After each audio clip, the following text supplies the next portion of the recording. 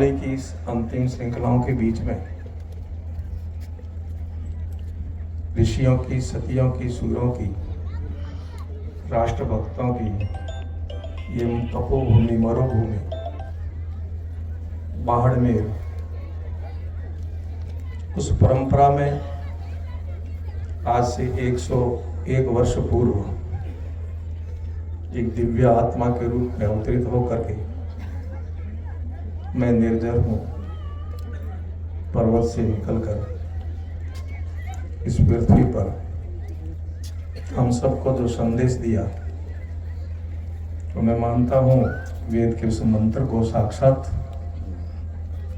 हमें स्वरूप दिखाया। सम गच्छध्वम समनत्वम समो मनांसी जानताम देवा भागम यथा पूर्वे संजाना उपासते। और साथ ही साथ मैं कौन हूं? मनुष्य का सबसे बड़ा प्रश्न है, वो है मैं कौन हूं। उस प्रश्न का बहुत आध्यात्मिक ढंग से उत्तर और साक्षात स्वरूप कराने का एक दिव्य दर्शन किया। ऐसे पूज्य तन सिंह जी की स्मृति में चिरस्थायी कार्यक्रम में उपस्थित होने का मुझे सौभाग्य मिला।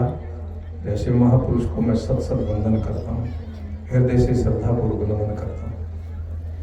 इस कार्यक्रम में मातृशक्ति के रूप में जितनी माताएं बहनें पधारी, उन सबको प्रणाम और वंदन।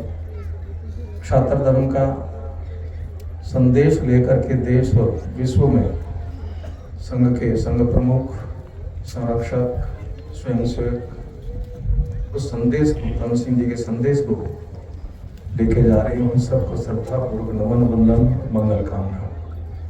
मैं पुनः एक शब्द पर ही बोल करके मेरी बात पूरा करूँगा। मैं कौन हूँ? व्यक्ति बार बार पूछे अपने से कि मैं, और मुझे लगता है जब मन से पूछेंगे कि मैं कौन हूँ, जब अर्जुन हताश हथियार डाल के खड़े हुए और भगवान कृष्ण ने आकर के उनको अपने स्वरूप का साक्षात कराया था कि तुम कौन है, ठीक ऐसे हम अपने मन से अपने पास बैठेंगे कि मैं कौन हूँ, तो अपने कर्तव्य का निश्चय ही बोध होगा कि मैं कौन हूँ। कर्तव्य बोध का शब्दों में कर्तव्य हिंदी है, अंग्रेजी में ड्यूटी है, उर्दू में जिम्मेदारी या फर्ज है, और शास्त्रों की भाषा में धर्म है। आप आपके पास बैठोगे तो निश्चय ही आपका धर्म जागृत होगा, आपके कर्तव्य का बोध होगा। जितनी समस्याएं खड़ी है, परिवार की हो, समाज की हो, क्षेत्र की हो, उन सभी समस्याओं का समाधान होगा कि मैं कौन हूँ। जो हूँ वो करो और समय पर करो।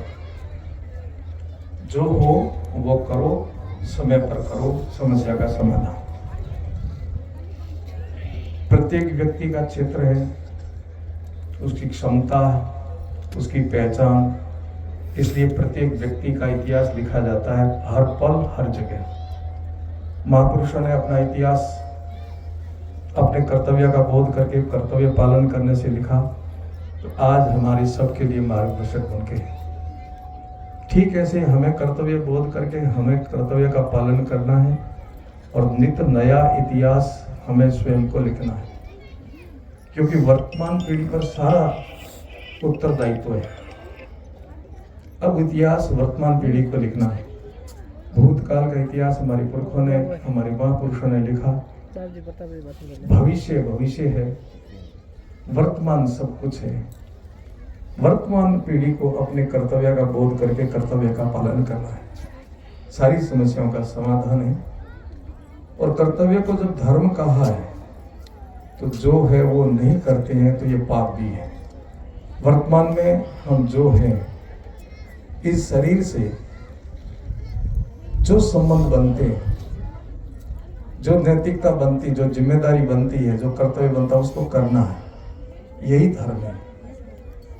शरीर से संबंधित आप किसी के पिता हैं, किसी के पुत्र हैं, किसी के भाई हैं, समाज के प्रबुद्ध हैं, कोई कोई आपके ऊपर जिम्मेदारी है, तो जो है करेंगे तो समस्या का समाधान है, नहीं करेंगे तो समस्या खड़ी है। अंत में नहीं करते हैं तो हम पाप के भागीदार बनते हैं निश्चय ही। एक पाप शब्द है, एक महापाप है। यदि अनजाने में होता तो उसको पाप कहेंगे। हमारी गाड़ी से कोई गौ माता मर जाए एक्सीडेंट में तो पाप लगेगा। हमारी गाड़ी से एक्सीडेंट में, दुर्घटना में कोई व्यक्ति मर जाए तो कानून लापरवाही की धारा लगा करके सजा या जुर्माना करेगा। हम वही हैं, गाड़ी वही है। अब हम जानबूझ करके गाय को मारेंगे तो पाप नहीं, वो महापाप हो जाएगा। और हम यदि किसी व्यक्ति को भी जान करके मारेंगे तो वो धाराएं बदलेगी, हत्या की धारा लगेगी। ठीक ऐसे जब हमें पता होगा, पहले बोध करना है मैं कौन हूं, और बोध कराएगा संग, चिंतन, स्वाध्याय, सत्संग, सत्पुरुषों का संग, वो आपको अपना बोध कराएगा। और जब बोध है कि मैं ये हूं और फिर नहीं करते हैं, वो पाप नहीं महापाप होता है।